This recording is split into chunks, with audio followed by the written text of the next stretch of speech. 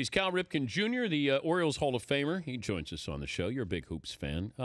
Put this in perspective from being a former athlete who stayed in the same city, played for the same team your entire career, with what LeBron is trying to do going back home.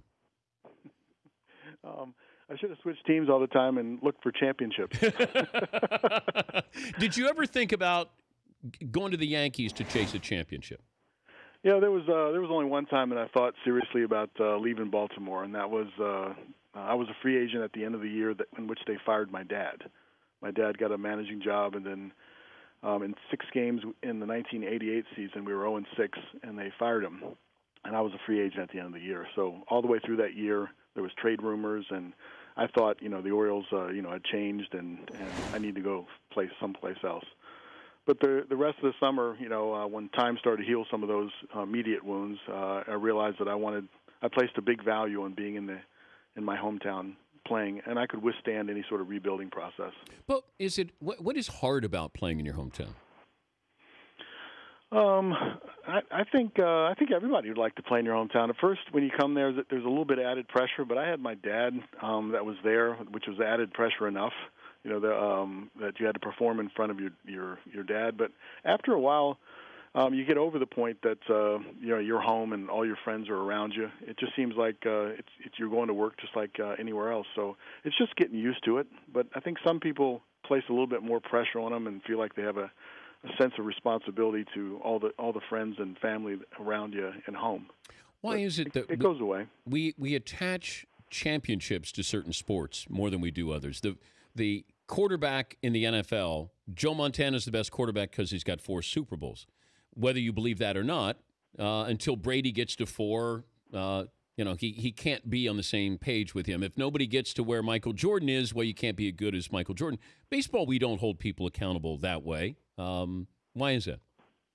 I don't know. I thought about that. I always thought it was so unfair because no matter how great you are, and I'm going to imagine LeBron James has a bigger effect because he's one of 5 or one of 12, and he has the ball in his hands and he could impact everybody else. So he might have a bigger effect on a chance to win a championship.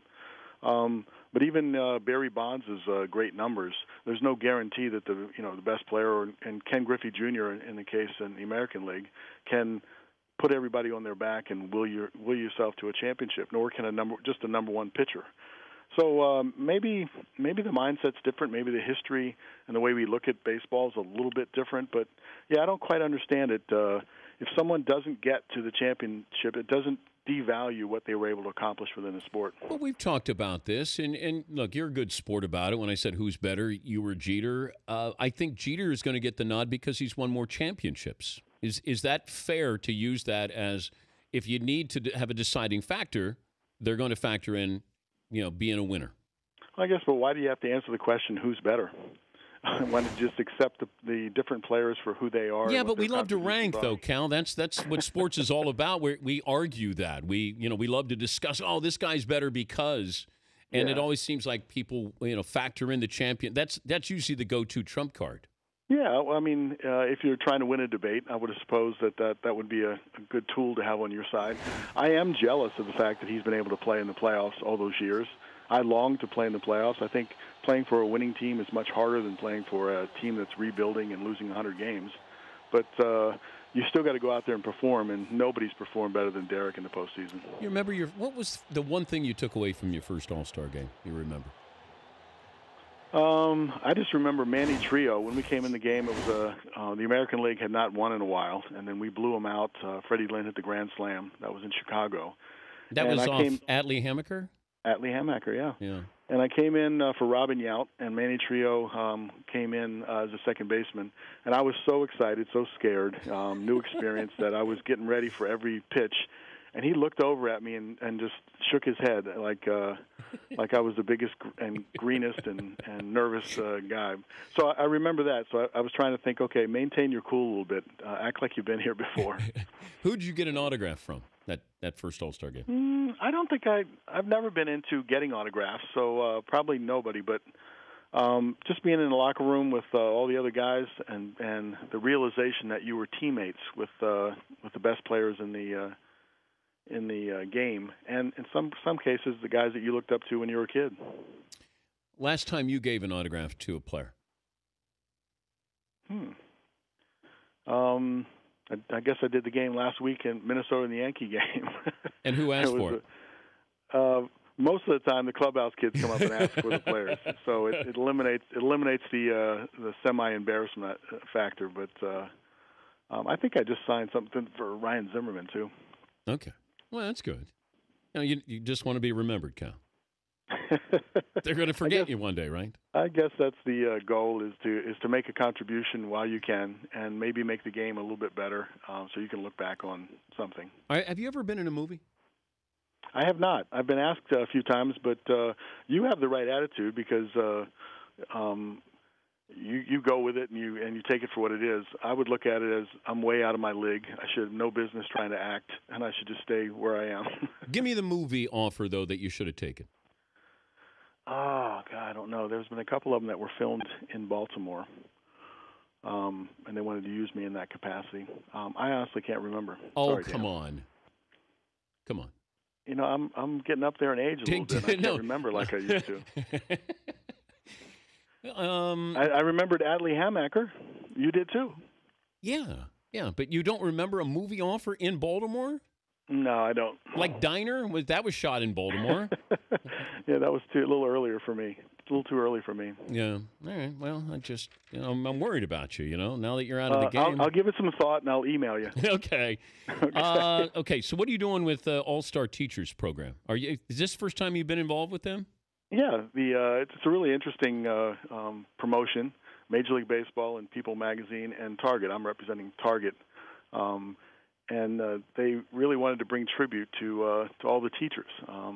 And a teacher is sort of an extension of what a coach is. So in my world, coaches have a big impact on your success at different points and your confidence. But teachers might have a bigger impact, and they don't get all the credit that they deserve. So this program, partnered with MLB, there's one teacher chosen from each of the major league. They represent each of the major league teams. So there's 30 teachers here, and they're being brought tribute to as they're supposed to. And they earned their way here. They went through a process of examination, and they're the best teachers from that area. So I've had a chance to be at a reception last night. Oh, cool. And I find that the teachers are almost like a roster of baseball players. They like to rag on each other and get on each other in a good-natured way, but they really have the kids' best interest in heart. And they want to have an impact, when the kid looks back on their life 20 years from now and says, that teacher helped me become the person that I've become. Any chance you manage a team? It seems to be less likely as I'm getting older, but I'm someone that kind of goes with the flow. I am really happy doing what I'm doing now. We're in the process of expanding our own business and putting different complexes in different parts of the country. And that's fun. And our foundation is really doing wonderful work for kids. And we're building fields all over the country, and I really enjoy that part of it. So. Yeah, I had you on a year ago, and you sounded like if you got the opportunity, I think, was that when the Nationals job was coming open? Yeah. I think sometimes things come along, and people think of me in that way, and you can start to examine it and see how that might fit in your life. So I did get my juices flowing a little bit, and I am kind of curious. It is what I know more than anything else is the baseball game in between the white lines. I've never managed, but I've thought about the game in a lot of ways that way. So it might be interesting and fun to consider. Why do managers wear uniforms? Maybe I'll change that. I'll just start wearing suits. That would be my goal, Dan. You got me wearing colorful ties on my broadcast live because I didn't really care or know what that was all about. But you helped me out there. But there's certain managers that shouldn't be in uniform, Cal. So if I ever get a managing job, then I should just put on a suit, put on a nice tie. Yeah. And all stand business. Okay. But cool. You can have eye black on if you want to, and a business suit. I'm okay with that, and have a nice tie that shows well on camera. That's the key. All right. The game will be forever changed by you, again. And then I can walk out for the instant replay really slowly, and wait until someone gives me the thumbs up in the dugout. Would no it argument. change though the argument at home plate because you're out there in a suit and you can't kick dirt because you got your nice loafers on? So I think it might bring a little bit of class to. But everything evolves, so I think that the argument at home plate, the kicking dirt, might be gone too. Now that the replay is there, the umpires aren't so dead set that they were right, and the manager's not so emotional trying to figure out how he can change it. So it almost seems like it's very calm now. Always great to talk to you, and good luck with the All-Star Teachers program. Thank you. Thank you very much, Dan. Hi, Cal. That's Cal Ripken Jr., Hall of Famer.